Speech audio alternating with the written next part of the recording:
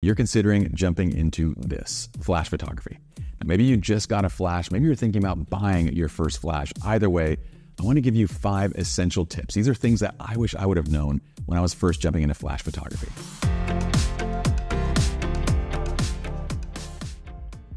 What's up, friends? My name is Pye. Welcome to MagMod and welcome to my home.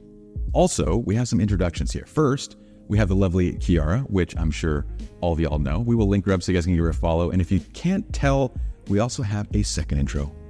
This is Gandalf. Let me know if you can figure out why I named him that in the comments. Let's jump right into this. I've got 5 topics that I want to work through. And of course, along the way, I'm going to give you tips and insights that hopefully prove helpful. As you go into more of our tutorials, you'll learn about what we call the CAMP framework. It's just a process for kind of figuring out your exposure. What I always say is start with your composition first. So for the composition, I want to go for something like this. Ambient light's where I'm going to set the intention. So I'm going to go to 1/200 of a second to brighten up the scene, f1.4, ISO 200, and I get this. And that's great. I love this. This is the look that I want to have in the background, and it's a great place to begin sort of introducing flash. The first thing I want to bring up is when you're buying a flash, there are very inexpensive flashes you can get, but you can't actually adjust the head of the flashes, okay? I would encourage you to avoid those.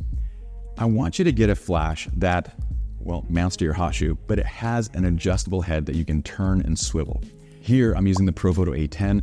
By no means do you have to get this flash. This is a very high-end flash. You can start with something that's just good, reliable. Just make sure that the head is going to be adjustable. And here's why. When we first start thinking about getting into flash photography, there's usually 2 concerns that we have. Number 1 is we don't like the look of flash. And number 2 is we don't want to create dramatic images. I'm going to show you how both these things are kind of wrong. So what I'm going to do is just point the flash directly at Kiara as if we don't have any control of this head, okay? I'm going to leave the flash fully automated, and I'm going to take the exact same shot of Kiara, but this time with the flash pointed at her.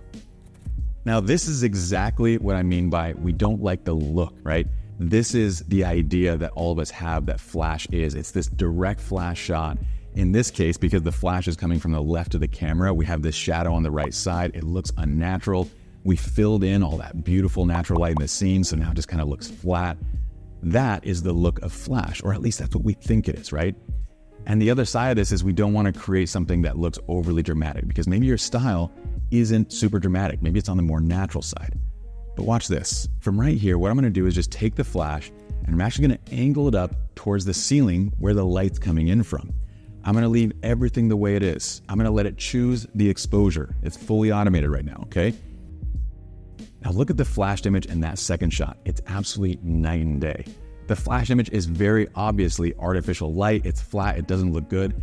The second image is still flashed, but with that bounce, being able to control the direction of light, it now looks natural. In fact, someone looking at this would just go, that looks beautiful. It looks like natural light, but it's actually not. Now, maybe you're wondering, well, Pye, in this scene, it's a very bright scene, so why would you be using flash in the first place? There's a number of reasons. The first is just the overall composition.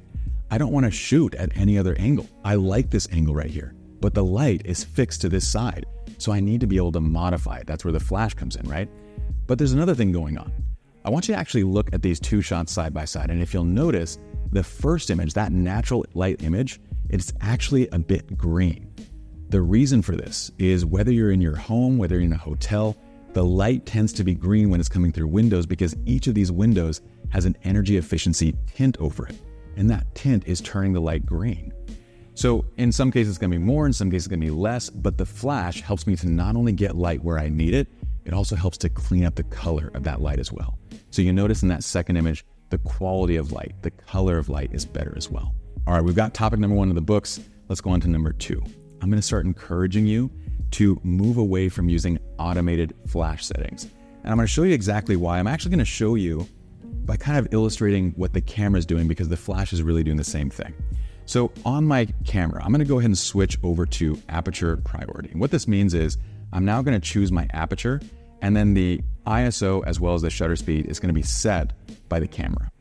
So I'm going to step into Kiara and just kind of move around a little bit. I'm going to take a shot here. I'm going to go in even closer. I'm going to go a bit further back. I'm gonna try not to trip over Gandalf. It's not a big deal because all of these are usable. The problem is if you're shooting a lot of images, you're creating a lot of work for yourself in the edit because each of these are gonna have inconsistencies in terms of exposure. The exact same thing is happening with the flash. When you leave the flash on automated modes, it's gonna make guesses. These automated modes are called ETTL. It means it's estimating basically the exposure through the lens, okay? I do like to use ETTL, just maybe not the way that you're thinking.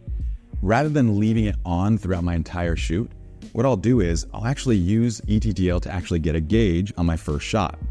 And then I'm gonna look at that and go, actually, it did a really great job of guessing. In fact, the quality of light that you get is going to do better or worse at the ETTL adjustments, right? But still, it gave me a reading of 6.9. I'm gonna do this. I'm gonna flip this over to manual mode now, and I'm just gonna adjust it a little bit. I'm gonna keep it at like 7. So I use ETTL to actually get the first reading, and then I make an adjustment from there and I leave it manual.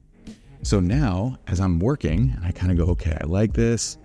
Get a shot of Kiara right here. I'm gonna push in a little bit, maybe adjust my composition a little bit, move a little bit to this side, a little bit this way. Each of these shots is still consistent in the exposure, and that really makes it a lot easier when it comes to your edit process. Let's go on to topic 3, which is autofocus assist. Most flashes are going to have a built-in autofocus assist. Now, it's going to work a little bit different depending on the flash that you're using as well as the camera body that you're using. So I want you guys to check it on your own. But anytime you are in a dark situation, we're currently in my office. This is the darkest place that I can kind of make it in my home and make it appropriate. Like we're not going into a closet or something, okay? So we're in this scene. If you're outdoors, maybe it's an event, maybe it's nighttime, whatever it might be, you have a hard time focusing. I want you to turn on the autofocus assist. Now on the Pro Photo, I'm gonna go ahead and go into the menu and there's an actual option for AF assist. I'm gonna go ahead and turn that option on, okay? You'll notice immediately I get these red lines, okay? These red lines are gonna help me focus, but they're also obnoxious. Wow, wow. Is that a good lightsaber effect? Wow, wow, wow, wow. So depending on your setup, you wanna kind of test this. If you're like working on a dance floor or something, you don't want this in people's faces all the time. There's another little hack here too. One of the things that I love doing, I'm gonna turn off the autofocus assist. Instead, a lot of modern flashes now have built-in modding lights. So the modding light is just a light that's gonna basically go directly where the flash is pointed. And I find this to be even better. In fact, you can even shoot with the modding light. You can bounce, you can do all sorts of stuff.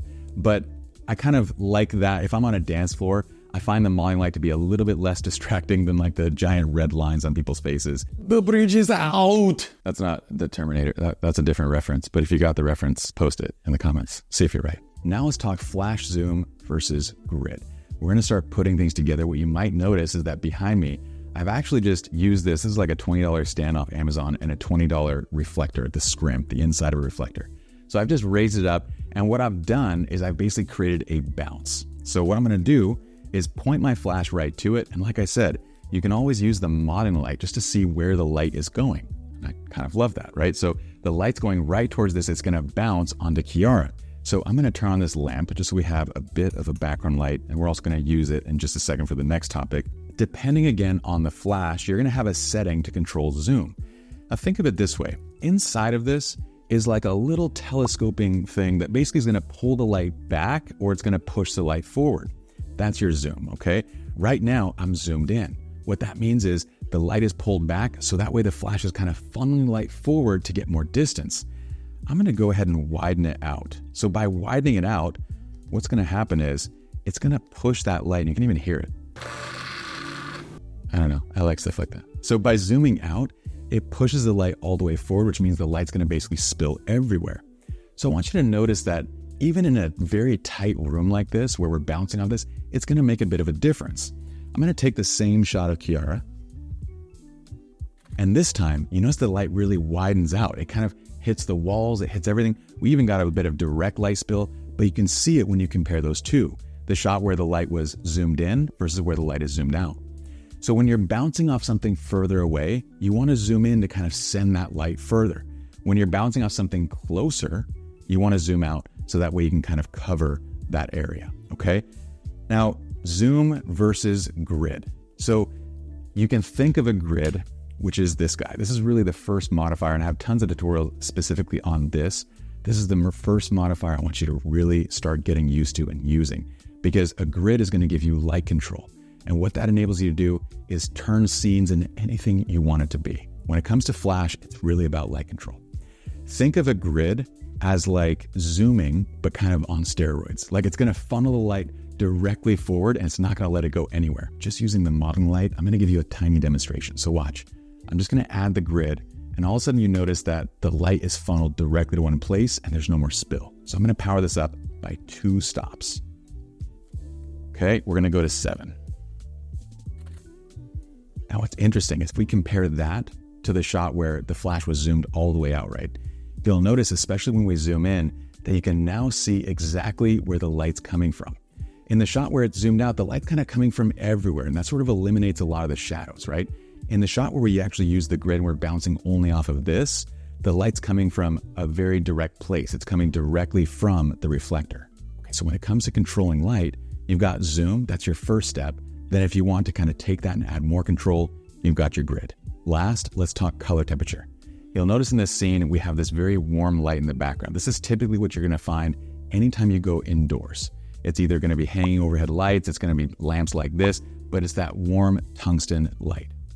I'm at 6,000 Kelvin in camera because the flash, your flash, is going to be around 5,500 Kelvin. That's typically what they come in at from the factory. So they're basically daylight balanced. So if you hear that term daylight balanced, that just means that the color of the flash is typically matched towards daytime sun, which means that when I go indoors in a scene like this and I start bouncing, you tend to notice if I look at the shots that the light that's landing on Kiara tends to be a bit blue. And when I adjust for that and I make it more warm, like I'm at 6,000 Kelvin right now, then lamps in the background go very, very orange. So you can do something called color matching, okay? And what we're gonna do basically is I'm gonna add a gel. A gel changes the color temperature of your flash to whatever the color the gel is. In this case, this is a color temperature orange gel, or CTO.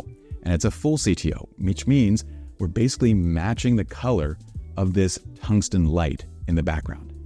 So what this allows me to do now is I'm actually going to adjust my white balance to that lamp. Let's say it's around 3,600 Kelvin, okay?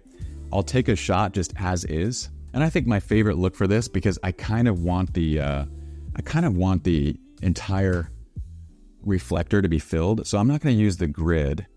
I'm actually just going to use the zoom. So I'm going to go ahead and zoom in, and that's good. It gives me enough control, but it's also utilizing the whole reflector. And now you tend to notice that the lamp is kind of a little more neutral. It's the right kind of yellow, but everything in the scene is now blue, right? Because the light is blue. So I'm going to add this. Now with that MagMod CTO on, we take the same shot and we get a much better color balance where the light on her matches the same brightness of the background. That's it for me. We're going to link up all the gear that we used to the description of this video. So be sure to check that out. And look, this is just the tip of the iceberg. I didn't want to do anything crazy in this tutorial. I wanted this to be practical to get you started using Flash. But here on the channel, we have tons of tutorials to help you just dive into this incredible rabbit hole that is lighting. Okay, meantime, we'd love for you to subscribe to the channel.